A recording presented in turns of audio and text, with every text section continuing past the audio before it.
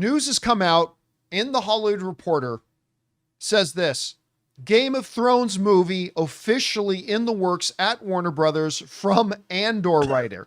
You still have it's still the zoomed in. Oh, it's still thank you that. From the Andor writer, which is also in early development as a series at HBO. This is what they said. The world of Game of Thrones could finally be heading to the big screen. Warner Brothers is officially developing a movie set in George R.R. Martin's fantasy world with writer Beau Willimon. I hope I've always mispronounced his name, who wrote Andor and House of Cards. By the way, 5 times nominated at the Emmy for Best Writer for House of Cards, and got nominated for Best Writing in a Drama Series for Andor as well. He's also been nominated for an Oscar, I believe, for that Ryan Gosling, George Clooney movie. I thought it was called Ides of March. Is that what it was called? I can't remember, but yeah, that political movie that he did, did there. This is a decorated writer, and obviously responsible for one of the greatest Star Wars things ever in Andor. The news was first teased in the Hollywood Reporter's recent cover story profile on Martin, which revealed that both HBO and Warner Brothers film divisions were working on rival versions of the story of King Aegon Targaryen I, Conquest of Westeros. As we reported, the film version is being envisioned as a mammoth, Dune-sized feature film. I love that. Now, here's the really interesting kind of rub on this, is that, as they pointed out, Warner Brothers and HBO are working on dueling versions of this. They ain't going to make them both. So they've been working for a while on trying to develop a series based on King Aegon I. And now they're saying maybe movie instead. Listen, if you're going to tell the story of Aegon, I think it's a movie. I think you go I do too. Epic, big scale. Now, for those of you who aren't familiar with the story of Aegon I. So the Targaryens used to live in Old Valyria. It suffered the doom. And at some point, King Aegon and his 2, I want to make sure I get this right, sister wives. Let me see. I'm going to see if I can bring up, this is the traditional picture that they use for this. Let me see if I can bring it up here. Oh yeah, here it is. So this is the traditional picture that's used for Aegon. I want to be that dude. Remember, with your sisters? Those are his sisters. I can see that. But these are his sister wives. So he had 2 wives, and both of them were his sisters. So anyway, Aegon and his sister wives came over from Valyria, and they conquered the 7 kingdoms. He conquered Westeros, and he's the one who forged the Iron Throne from the swords of his fallen enemies. He's the one who made it. And so there's always been references to Aegon and Aegon. Egg is named after Aegon. So all these things, that's the story they're talking about. And listen, as far as HBO series go, I love House of the Dragon, and I love A Night of the 7 Kingdoms. But enough of the series, enough of the prequel series already. If you're going to do more Game of Thrones, I'd like to see them start moving past where we ended off in Game of Thrones, personally.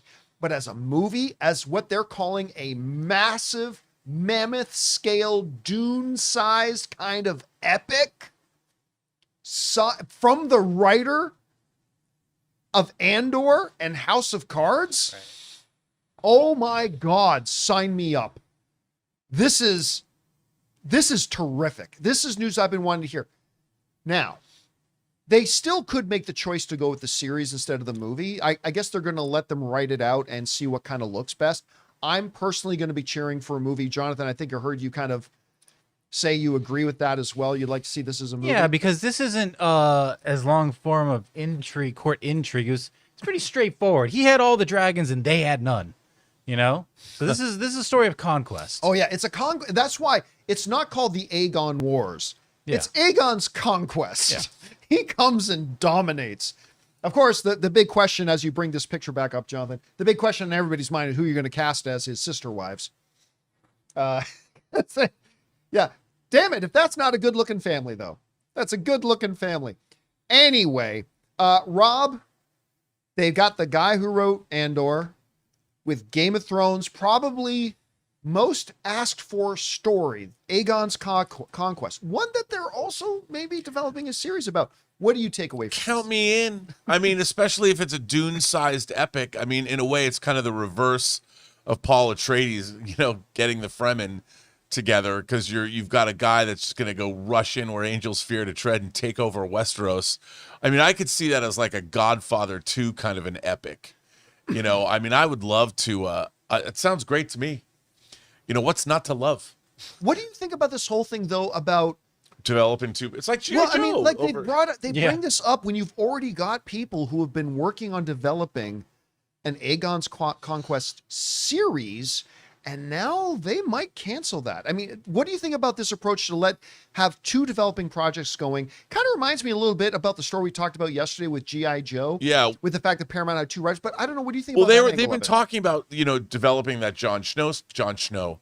Jon Snow, The little known cousin of Jon Snow. Yeah, Jon Snow, eh? the Jon Snow series. How they were going to take that was going to be a post Game of Thrones show, but they had talked about developing 4 different programs. So they've been developing Game of Thrones spin-offs for a while. I'm sure this has been one of them. That's why so I think it's great. I think obviously there's enough source material that you can base things on. And I think what they have been shown, especially with Night of the Seven Kingdoms, is that you can have a show like House of the Dragon and you can have Night of the Seven Kingdoms, and they can coexist. Very different shows. Yeah.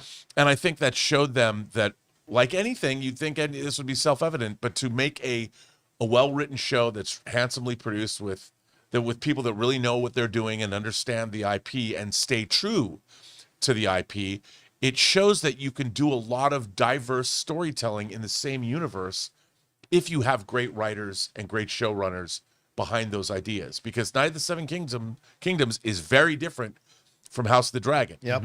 And I think that once you've seen that play out well, and who doesn't like Night of the Seven Kingdoms? Oh, so good. It shows that the Game of Thrones universe will support that different kind of storytelling. And that is against the conventional wisdom of Hollywood. Everyone's like, well, if somebody likes this, you have to give them the same flavor. But now they've proven that Game of Thrones can deliver different kinds of storytelling experiences. So doing a balls to the wall action adventure, hardcore, epic, sword swinging, we're gonna come out and just lay waste. Imagine Dragon fire. Yeah, I mean, come on, who doesn't want to imagine see they that? really take that seriously. If they're talking about Dune, like they really, I'm not saying it should all be shot on IMAX, but scenes shot on IMAX. Yeah, they and should really though. They take should. it seriously. It would be rad. Yeah. Like it would be. I would By the love way, to see that. you brought up Jon Snow. Yeah. What was Informa. what was his real name?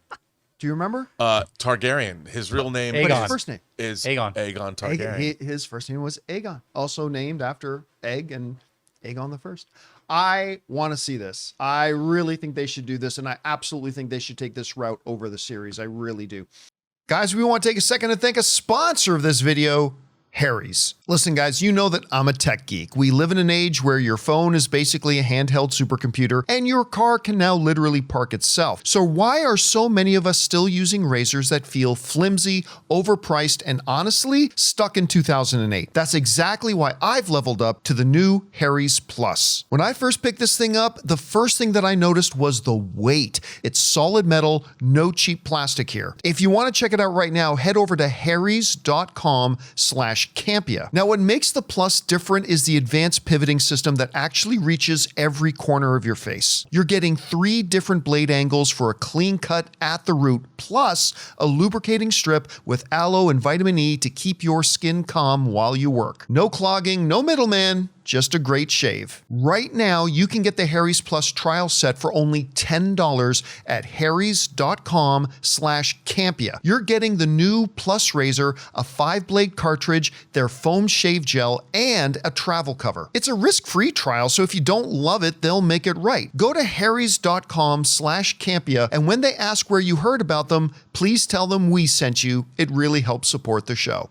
Anyway, guys, question is for you. What do you think about this?